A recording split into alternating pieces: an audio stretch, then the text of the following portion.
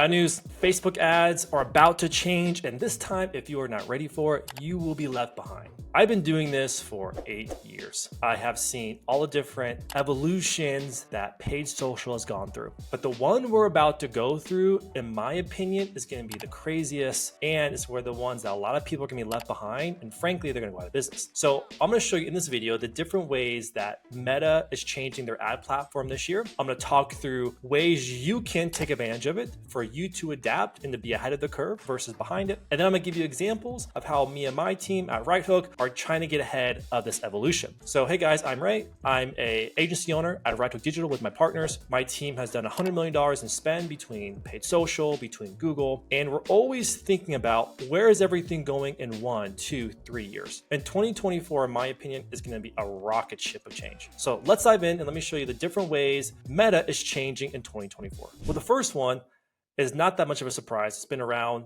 in the last few months, but it's been exploding, is AI. AI is going to revolutionize, and it already has starting, how you make creative. The barrier to make really good ads in creative has never been lower. For example, these two examples on the screen right now were all made using AI. And it wasn't until honestly the last month and a half, 2 months, did even model rendering for fashion brands start to become a reality. About 6 months ago, it was so far away, I didn't think it was going to happen.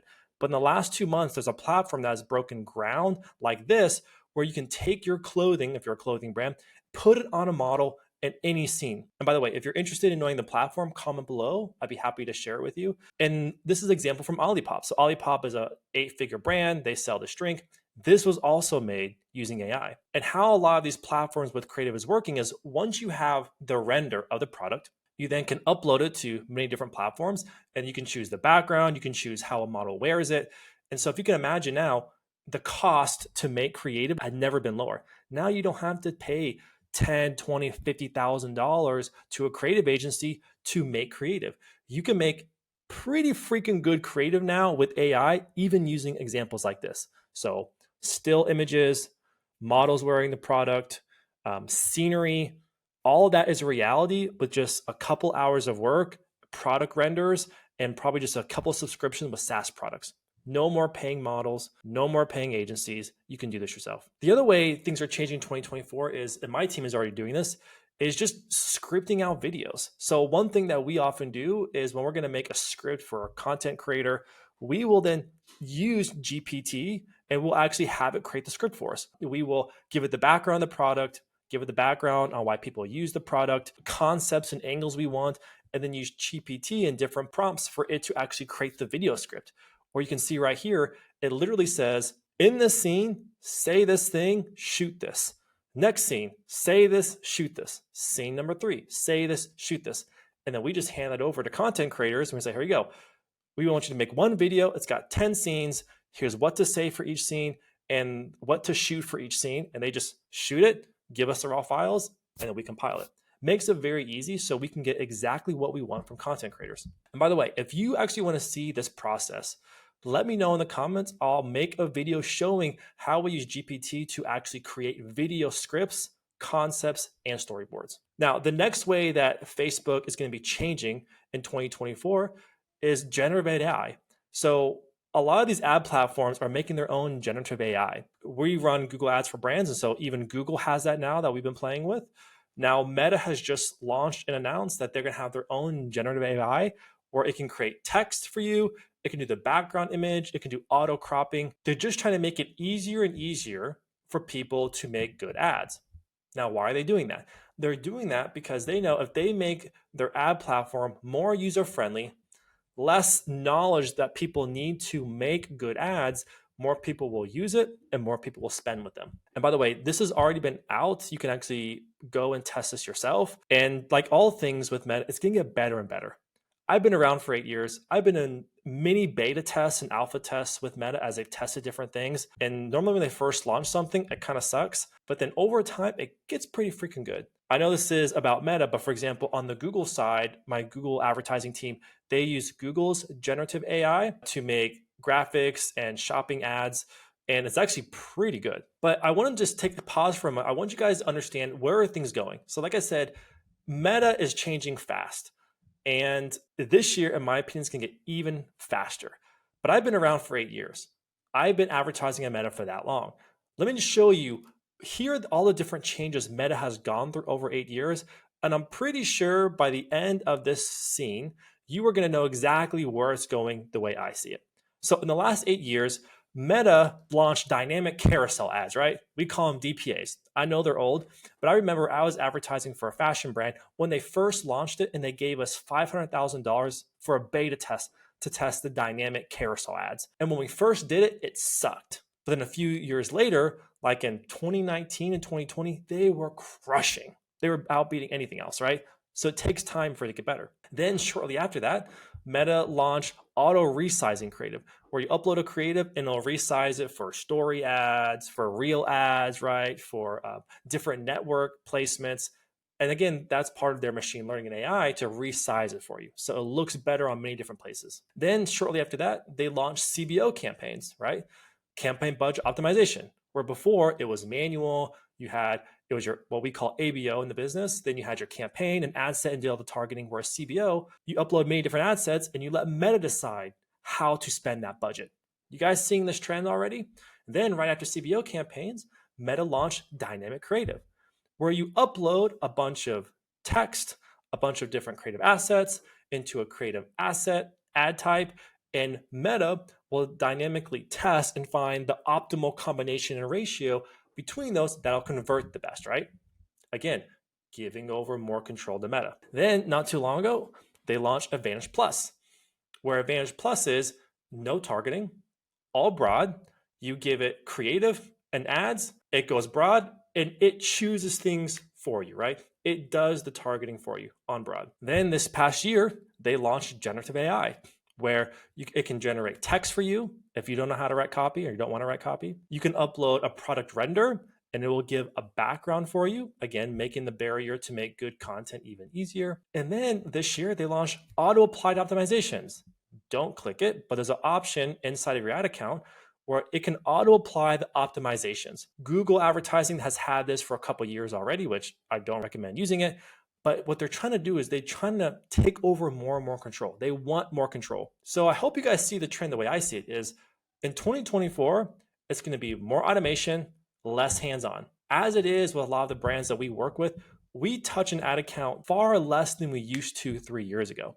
The time in the ad account has dropped significantly because frankly, Meta just is a lot better too, right? You don't have to do that. Plus we do how we do our campaign structures and scaling is a lot easier, which I can make a video on that. If you want to, let me know. But it's less and less work in the actual ad account because that's not the secret sauce anymore. Targeting this audience with, this exclusions and these types of funnel steps, like that's not the secret anymore. It's the next slide, which is your targeting. Targeting is the creative. I made a previous video on how targeting is the creative and how to do that. So if you want to watch it, make sure you check that video. But just as a recap, targeting is the creative now, which is why you don't need lookalikes and interests. You can use them. And will you have some success? Sure, there are people out there that have success, but it's not as scalable, just working so much harder to scale. I don't know about you, but I want to scale with the least amount of effort as possible, which is why I use creative as the targeting. So you use creative as the targeting by calling out the exact pains and desires in the creative, by using it to target specific awareness levels to scale more and to open up new audiences, by calling out specific uses to hit different pockets of personas and people, and calling out specific people you want to buy. So for example, if I want elderly people to buy my product, I need to then show or call out elderly people, right? If I want restaurant workers to buy my product, I need to show or call out restaurant workers.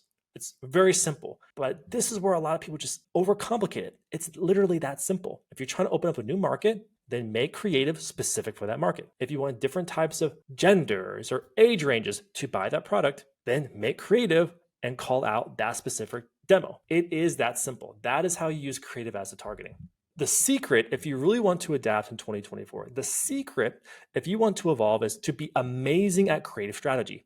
This is a simple framework my team uses on how to make good concepts and how to be a good creative strategist. We start with the avatar. So for example, going back to this example, different avatars are restaurant workers, mature women, elderly women, right? People who have this type of foot problem, legs ache at work, right? Those are different types of avatars. Cool. Pick the avatar. Then you pick what's the mass desire. Okay, so for them, mass desire is aching at work, or mass desire is foot relief, or mass desire is release foot pain and aches. People who have to stand on hard surfaces all day. There's many different desires for every product. Your job is to find out all the different mass desires and find out which one is the most potent and which one is the most emotional, or which one is the most powerful. You're trying to find the Mac Daddy of mass desires. Okay. Then once you find that, then you decide what awareness level do I need to make this concept for? In a previous video, I talked about the scalability of different awareness levels. Go back and watch that one. But you pick the awareness level, then you pick what's the sophistication of the market. That helps to dictate to you how you need to come about making that creative, what type of concept you need to make, and the type of hook you need to make. Once you identify those things, again, using good creative strategy principles, then it allows you to make an unlimited amount of ad concepts. This is the secret on how to adapt in 2024. Then you can just use the different tools, AI tools, scripting tools, which I showed you, to make more creative at scale. 2024 is going to be about people who can make creative at an insane amount of scale that are fundamentally sound creatives. And that is how you need to adapt for 2024. And I believe 2024 is going to see an adoption of Advantage Plus, to where the majority of all media buyers are strictly using Advantage Plus. When they first launched it, it wasn't that great. It's been a lot better since. But I'm noticing a big shift in our brands, where when we run Advantage Plus, it's significantly less work. But then number two, it's more stable. So this particular one Advantage Plus campaign, we have about 10 winning ads inside of it, and it's outperforming anything else that we test and that we launch. It's just more stable. And so the other prediction I see is 2024 is going to be the year of Advantage Plus. Now, Meta is rolling out more features for this campaign type. They're coming out with a way that you can use bidding, cost caps on this Advantage Plus, so that to give people more options. But going back to that 8-year trend line, this is the direction they want you to go in. I mean, we have an inside scoop with Meta because we are a partner with Meta for our agency, and we've talked to engineers, and they told us this for the past year and a half, that consolidation, more control over to Meta performs best. And so we've been seeing this for a long time. But this is the direction. So my advice to you is testing it. Start finding a way to adapt. My belief is to lean into it versus fight against it. And for years, we have found the most success by leaning into the evolution that Meta is going, because Meta always shows favoritism to the thing that they want people to adopt. That happened with Facebook Lives organically. That happened with Reels on Instagram, right? They show favoritism to the people who use the platforms that they want them to use and the options they want them to use. And that could be a reason why we also see higher than normal success as well. All right, that is how Meta is adapting in 2024. I encourage you to lean into these tools and start playing and dabbling with them, because one, it'll make you more productive, it'll make you more scalable, it's gonna make you more successful. Make sure you subscribe and ring that bell. Every week, I am showing the secrets and pulling back the curtain of how my team is scaling e-com brands. And if you have a suggestion on what to cover next, make sure you put in the comment, but I'll see you guys in the next video.